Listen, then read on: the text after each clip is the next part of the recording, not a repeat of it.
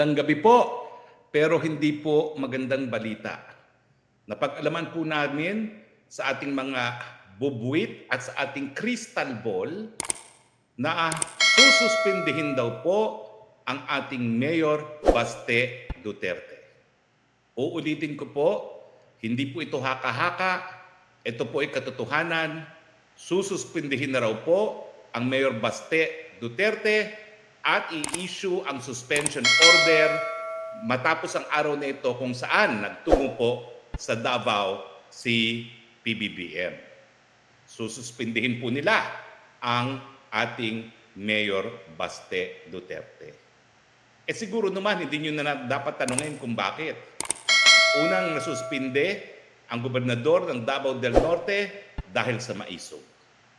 Pangalawang nasuspinde, Mayor Mark Crama dahil sa maisog. At ngayon naman, siyempre dahil rockstar ang Mayor Baste Duterte sa lahat ng maisog rally at siya po talaga ay mainstay ng maisog rallies, si Mayor Baste Duterte ang isususpinde. Hindi lang po yan dahil sa maisog. Yan po yung mensahe sa lahat ng mga tagasunod ng mga Duterte. Tapos na ang inyong termino, suspendido na kayo, kami na ngayon ang naghahari sa bansang ito. Wala man kayong masamang gagawin dahil kami na ngayon ang naghaharing uri sa bansang ito, lahat ng kalaban, suspendido. Matapos po nilang ipasara at supilin ang SMNI na tanging telebisyon na siyang naghahayag ng mga punto de vista ng dating Presidente Duterte, ngayon naman po, sinampulan na ang pamilyang Duterte at ang mensahe, simula pa lang yan.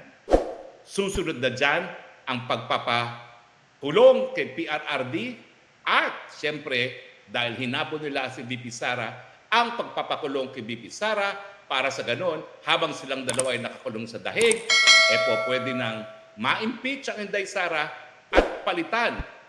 Sinong ipapalit? Siyempre, yung nagnanais maging presidente, si Tambaluslos. Simula na po ang panunupil ng karapatan ng mamamayang Pilipino na pumili ng kanilang mga leaders.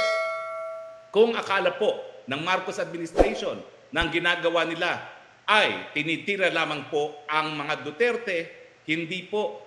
Dahil sa kanilang panunupil ng karapatan, malayang pananalita. Dahil po sa kanilang pagsususpinde sa mga Duterte na siya namang nag-a-articulate lamang, nagsasalita ng adhikain ng mga mamamayan na napakahirap na ng buhay dahil sa mataas na bilihin, napakahirap na ng buhay dahil sa mababang sweldo. Anong ginagawa ninyo? Linulustay niyo pa ang salapi ng bayan para amendahan ang saligang batas ng kayo po ay manatili sa kapangyarihan habang buhay. Yan po ang krusada ng mga Duterte. Hindi po ito laban ng Duterte laban sa mga Marcos. Ito po ay laban ng sambayan ng Pilipino, laban sa pamilyang Marcos na talaga namang pong inuulit ang ating kasaysayan at magpapasasa sa pwesto habang buhay dahil ang nais nila bumalik ang good old days at ngayon nakikita naman natin lantaran ng nakawan sa gobyerno, lantaran ng smuggling. Lantaran na rin po ang cronyism. Inuulit lang po nila ang kasaysayan na mga nangyari nung panahon ng diktadoryang Marcos. Kaya nga po, ang sigaw ng marami, ito Marcos Jr., adiktadura. Diktadura na adik pa. Adik dahil meron nga po mga paratang at mga ebidensya na siya gumagamit ng pinagbabawal na gamot, suspensya pa lang, pero hanggang ngayon, wala pong pagsisinungaling. Wala pong denial. Ang meron lamang ay isang tawa at isang sabi na I will not even dignify that with the response. And yet, nandyan po ang Nikki Cosseteng na nagsasabi na kanilang mga kabataan alam po nila na gumagamit din ng presidente. Nandyan po ang Fidelix na meron palang confidential informant na nakita at meron mga larawan na gumagamit ng pinagbabawal na gamot. Hindi lang po talaga korupsyon ang problema sa Marcos Jr. gaya na naging problema kay Marcos Sr. Hindi lang po cronyism ang problema sa Marcos Jr. gaya na naging problema ng Marcos Sr. Meron pa pong isa, yung suspecha ng marami na siya po ay adik. Suspecha nga lang po yan. Pero ano magagawa natin? Wala pong denial. Di ba po, kapag ikaw'y pinaratangan, dapat mag-deny ka at magpatunay, magbigay ng patunay. Yan lang naman po hinihingi natin. Magkaroon po ng drug test na hair follicle. Dahil yan po talaga, walang kaduda-dudang basihan kung ikaw ay gumagamit ng pinagbabawal na gamot. Kaya nga po, bukod pa sa korupsyon, bukod pa sa pag-abuso sa kapangyarihan, bukod pa doon sa panunupil ng karapatan, bukod pa doon sa pagbabagoy sa ating saligang batas. Ngayon po, nandiyan pa ang pagdududa na baka wala siya sa tamang isipin na kinakalad ka tayo sa gera kung saan napakadaming Pilipino po pwedeng mamatay dahil ang gera po ngayon, hindi na po barel at bala lamang, nuklear na. Lalong-lalo na pinayagan ng Marcos Jr. ang pagdideploy ng mid-range missile launchers na naging dahilan kung bakit kamuntik nang magkaroon ng nuclear war sa panig ng Amerika at ng Cuba. Ang tanong, mga kababayan kong Pilipino, ano pong gagawin natin? Uulitin ko po, ang pagsuspinde kay Baste Duterte ay hindi lamang po pag-atake sa mga Duterte. Ito po ay atake sa lahat ng mga Pilipino na hindi sasang-ayon sa patakaran ng gobyernong ito po. Ito po ay panunupil sa lahat ng magsasabi na walang basihan ang panunupil ng kalayaan ng malayang pananalita. Ito po ay panggigipit sa lahat ng kinikilalang kalaban ng gobyerno. Hindi na po bale na kung sa isang demokrasya, importante po ang check and balances, ang pagkakaroon ng oposisyon. Hindi po sila papayag na hindi lahat ay kumakanta ng ang bagong lipunan at ngayon po ang bagong Pilipinas. Bagamat anong bagong Pilipinas? All-time high ang presyo ng bigas. All-time high ang bagsak ng peso. All-time high din ang inflation. Bagamat yan po ay puro problema, ang nais nila, walang pupula. Lahat sasambahin ang makapangyarihang pangalan ng Marcos. Well, ang masasabi ko po, minsan yung nagawa na supilin ng taong bayan, hindi na po yan mauulit. Dahil ang Pilipino, 2 beses na pong nagpalayas ng mga presidenteng taksil sa kanilang katungkulan. At makakatikim po kayo ng hagupit ng taong bayan dahil hindi na po papayag na masupil muli ang karapatan ng taong bayan, hindi na po mapapayag ang taong bayan na mabaliwala ang soberenya na nakasalalay po sa kamay ng taong bayan at magdidesisyon po sila para kayo po ay gaya na nangyari sa inyong ama, paalisin sa inyong pwesto at sabi ng Korte Suprema po, kapag ang taong bayan na naghusga na palayasin sa pwesto ang mga taksil sa kanilang sinupuang katungkulan ng mga presidente, yan po ay konstitusyonal. Kaya po kinilala nila ang administrasyon ng dating presidente Cory Aquino. Tao sa pinanggalingan, po ang naging sakit ng Marcos Jr.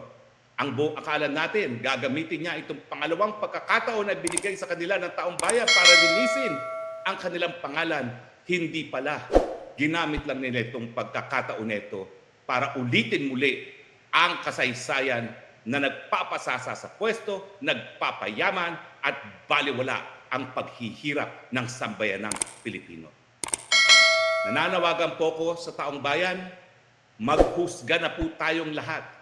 Simulan po natin sa pamamagitan ng pagpapahiwatig na tayo po ay maninindigan sa ating karapatan para sisantahin ang presidente na hindi na po tapat sa kanyang sinumpaang katungkulan. Gagawin po natin to sa mapayapang mga pamamaraan. Tuwing 6:00 ng gabi, tayo po ay magsindi ng kandila sa labas ng ating mga tahanan. Sabihin po natin sa ating mga kapitbahay, magsindi po tayo lahat ng kandila ng 6:00 nang ang buong bayan po ng pagsapit ng dilim ay magkaroon po ng liwanag. Yan pong kinakailangan natin, liwanag sa panahon ng kadiliman. Hindi po tayo gagamit ng puwersa dahil hindi po tayo gaya ng mga teroristang CPP-NPA. Magpapahiwatig po tayo ng ating damdamin, magpapahiwatig po tayo ng ating husga kung siya'y mananatili o aalis sa mga mapapayapang pamamaraan At yang pong pagsisindi ng kandila tuwing alas 6 ng gabi, isa lang po yan sa mga pamamaraan na ipaparating natin ang damdamin ng taong bayan hanggang sila po ay mabingi sa ating husga. Tama na, sobra na. Ano po ang mga komento ng ating taong bayan? Sasama ba kayo rito? Arcilia Zenea, Atty. Harry Roque, dapat mag-EDSA na baka iniisip ng bangag ng Pangulo walang magawa ang sambayanan Pilipino. Lahat ba lang isususpidin nyo? Mayor Bastina, wag pong pumayag na sa ginagawa ng gobyernong bangag. Hindi po tayo papayag. Hayaan nyo pong abusuhin nila ang kanilang kapangyarihan, pero hindi na po natin tatanggapin yan. Kaya nga po ako, hindi po illegal. Ako po'y abogado, may tinumpuang katungkulan. Ang hinihingi ko sa inyo, maghusga kayo bilang suberenyong mga mamamayan kung dapat magpatuloy ang administrasyong Marcos. Rose, dyan sila magaling sa panunupil pero walang malasakit sa bayan. Maraming salamat, Rose. AFP General, Attorney, sana po may mga kaso na ang na-file sa Ombudsman or sa Korte Suprema sa mga LGU na hinaharang ang maisog rally para masampulan naman sila para mag-isip na kung harangin po kasi nakakagigil na sila. Meron na pong ihahain na kaso laban po sa opisyalis dyan sa Bustos, Bulacan. Vicente Esplana, good PM attorney, grabe ang gobyerno ngayon. May kaso kaya si BBM pag natanggal ito ng taong bayan sa Malacanang. Hindi na po tayo papayag. At saka yung mga tagong yaman nila na hanggang ngayon tinatago, yung mga nakaw na tagong yaman nasa Amerika ay dahilan para magkaroon siya ng $371 million civil contempt dahil ayaw niyang sabihin kung nasa saan. Hahanapin po natin yan. Ibabalik natin sa taong bayan. Ron Eugene Pasion Suke for VP Inday, this will probably break the camel's back. People, we need to do more than speaking. Let us help the crusaders of democracy to mobilize now. Sa takdang panahon po, tayo po ay magdidiskurso kung ano ang kinabukasan na haharapin ng ating VP Inday. Dahil VP Sara, alam ko po kung anong ginagawa nyo. Alam ko po dahil kayo pinakamagaling at pinaka-aprobadong membro ng gabineta, kung kayo'y aalis, malaking kawalan po yan. Pero pag natuloy po ang sinasabi ng aking crystal ball na isususpinde ang Mayor Baste, hindi lang po yan atake sa mga Duterte, yan po talaga ay paglapastangan na sa mga mamamayan na nagpapahiwatig ng kanilang disgusto sa administrasyon neto. It is Marcos versus the Filipino people.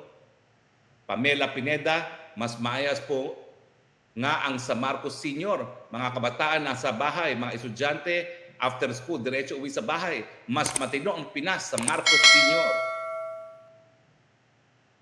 Edna Timbol, pag EDSA ang gagawin, ni Bongbong, ni Ahas at ni Tamba, mag-martial law na ang mga yan, sasabihin, magulo na ang Pinas, pag-isipan ng mabuti nang hindi tayo malugmok sa kumunoy. Sa akin po, gawin po natin sa mapapayapang mga pamamarahan at darating din po ang husga ng taong bayan. Ang panawagan ko po ngayon, maghanda na kayong humusga. Panahon na po dahil ito pagsuspinde kay Mayor Baste Duterte, ito po ay talagang isang panunupit, isang suntok, isang upak sa sambayan ng Pilipino at hindi lamang sa pamilyang Duterte. Vicente Esplana, Atty. Roque, tatahimik na lang ba tayo? Kailan ba sasabog ang bulkan ng damdamin ng taong bayan? Nakakatakot na ito na nangyayari sa bayan natin. Tama ka, Vicente, kaya ako nananawagan ako. Taong bayan, kayo po ang tunay na soberenya, nasa kamay ninyo kung mananatili o maaalis ang Marcos administration. Dennis Nazareno, kaya pala todo sila pagpapapogi ang pagpapabango sa Mindanao, may gagawin silang masama kay Baste. D.W. Lingayen, 2 SAF battalions were deployed there to take down the Dutertes. PNP spokeswoman was lying that it's only there for regular deployment. Hindi po nila pababaksakan ng Duterte. Inuupakan po nila, hinuyurakan nila ang sambayanang Pilipino, hindi lang po ang mga Duterte. Neng Nielsen, bakit patahimik lang si Inday? Di ba niya nakikita ang mga nangyari ngayon? Sana magsalita na siya. Tahimik po siya dahil siya patuloy na nanilibihan. Pero kung totoo po ito, nasususpindihin na ang kanyang kapatid at pag-upak ito sa taong bayan, kinakailangan po manindigan na rin ang ating VP Inday Sara. Lorely Nacario Agustin, after itong suspension kay Mayor Baste, magsalita na kaya si VP Sara? Akin po, Kinakailangan po lahat tayo magsalita na dahil itong dagok po, itong upak na ito kay Baste ay upak sa sambayan ng Pilipino, hindi lang po sa pamilyang Duterte. Sheila Palapala, takot naman sila sa Duterte. Puro sabi at pananakot noon pa na nila yan sinasabi, gagawin nila pero di magawa. Kasi may takot din naman sila sa magiging epekto. Pero ngayon po, mukhang tutuluyan na nila. Akala nila yung pamumudmud nila ng ayuda sa Davao kanina ay sapat na para maibsan ang magiging galit ng buong sambayan ng Pilipino, hindi lang po ng mga taga Davao pag sinuspindi nila si Mayor Baste. Pilipinas kong mahal, they're already calling all Chinese in the whole world to prepare. Some said, why wait? Not now. Hindi na biro ito. Ano pa? Kaya nga po, taong bayan, kinakailangan po maghusga. Hindi po umaamin, hindi po pinasisinangalungan ang paratang na wala siya sa tamang pag-iisip.